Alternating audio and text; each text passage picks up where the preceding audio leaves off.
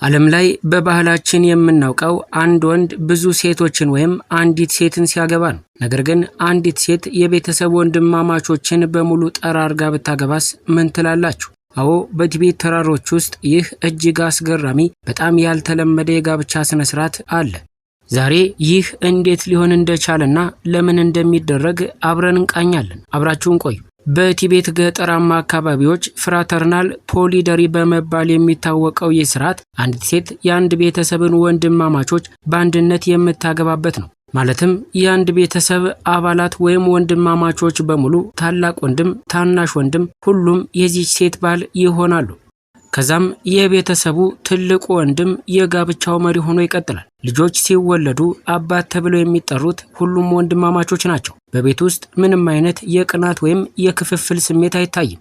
ምናልባት ለምን ብላችሁ ትጠይቁ ይሆናል። ይህ በምንም አይነት መልኩ በስሜት ወይም በስግብግብነት የሚመጣ አይደለም። ይልቁንም ሌላ የመዳን ስልታቸው ነው። የመሬት ክፍፍልን መከላከያ መንገድ ነው። ቲቤት ተራራማ ስለሆነች ለግብርና የሚሆን መሬት በጣም ውስን ነው። ወንድማማቾቹ ተለያይተው ቢጋቡ መሬታቸው እየተከፋፈለ ቤተሰቡ ለድህነት ይጋለጣል ተብሎ ይታሰባል። አንድ ላይ ሲሆኑ ግን መሬቱ ሳይከፋፈል በአንድነት መጠቀም ይችላሉ። የቤተሰብ አንድነት ቤተሰቡ ሀብታም ሆኖ እንዲቀጥልና ልጆች በአያቶቻቸው መሬት ላይ እንዲያድጉም ይደረጋል። ይህ ባህል በዘመናዊው ዓለም አይን እንግዳ ቢመስልም ለቲቤታውያን ግን የህልውና መሰረት ነው።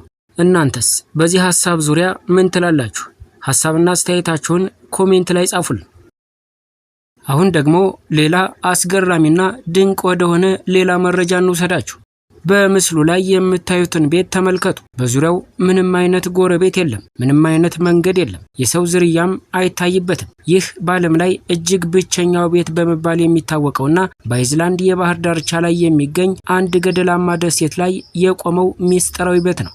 ለመሆኑ ይህ ቤት ለማን የተሰራ ይመስላችኋል? በዚህ አስፈሪና ብቸኛ ደሴት ላይስ ማን ይኖራል? ዛሬ የዚህን ቤት አስገራሚ እውነታና በስተጀርባው ያሉትን ሚስጥሮች በዝርዝር እንመለከታለን። እስከ መጨረሻው አብራችሁን ቆዩ።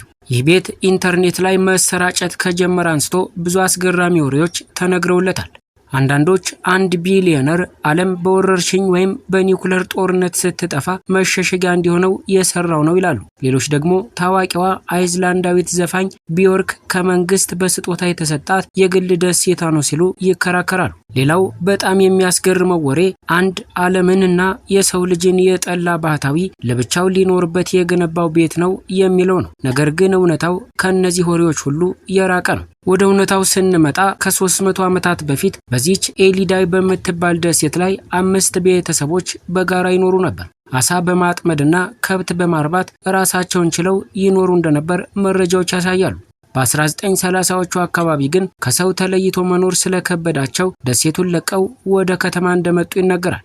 ታዲያ አሁን የምናየው ቤት ከየት ነው የመጣው ብላችሁ መጠየቃችሁ አይቀርም። ቤቱ የተሰራው በ1953 እንደ አውሮፓውያን አቆጣጠር ነው። የሰራውም የኤሊዳይ የአደን ማህበር ነው። ማህበሩ ፑፊን የሚባሉ ብርቅዬ የባህር ወፎችን ለማደን ወደ ደሴቱ ሲመጣ አባላቱ እንዲያርፉበትና ልብሳቸውን እንዲቀይሩበት የሰራው ጊዜያዊ ማረፊያ እንጂ የመኖሪያ ቤት አይደለም። ይህ ቤት ከውጭ ሲታይ እጅግ ማራኪ ቢሆንም ውስጡ ያለው ኑሮ ግን ቀላል አይደለም። በቤቱ ውስጥ ምንም አይነት ኤሌክትሪክ የለም፣ የቧንቧ ውሃም የለም። አልፎ ተርፎም ኢንተርኔትና ስልክ ማለም ዘበት ሊሆን ይችላል። የሚገርመው ግን ቤቱ ውስጥ አንድ የሳውና ክፍል አለ። ይህም በዝናብ ውሃ በሚሰራ የፈጠራ ዘዴ የሚንቀሳቀስ ነው። እንግዲህ በዓለም ላይ ብቸኛው ቤት ተብሎ የሚጠራው የኤሊዳይ ደሴት ቤት እውነታው ይሄ ነው። ውድ የቻናላችን ቤተሰቦች እናንተስ እንደዚህ አይነት ብቸኛ ደሴት ላይ ለሳምንት ያህል ብቻችሁን እንድትቀመጡ ብትጠየቁና ከፍተኛ ክፍያ ቢሰጣችሁ ተስማሙ ይሆን? ሐሳብና አስተያየታችሁን በኮሜንት ማጋራታችሁን አትርሱ። ሌሎች እንዲቀርቡላችሁ የምትፈልጓቸው አዳዲስ አስገራሚ እውነታዎችና ሌሎች መረጃዎችን መጠቆም ትችላላችሁ። ቪዲዮውን ከወደዳችሁት ላይክ ማድረጋችሁን፣ ለጓደኞቻችሁ ሼር ማድረጋችሁን አትርሱ። ለቻናሉ አዲስ ከሆናችሁ ደግሞ ሰብስክራይብ በማድረግ በየቀኑ የሚለቀቁ አስገራሚ ታሪኮችን መከታተል ትችላላችሁ። ለዛሬው የነበረኝ መረጃ ይህ ነው። በሌላ ቪዲዮ እስክንገናኝ ድረስ መልካም ቀን።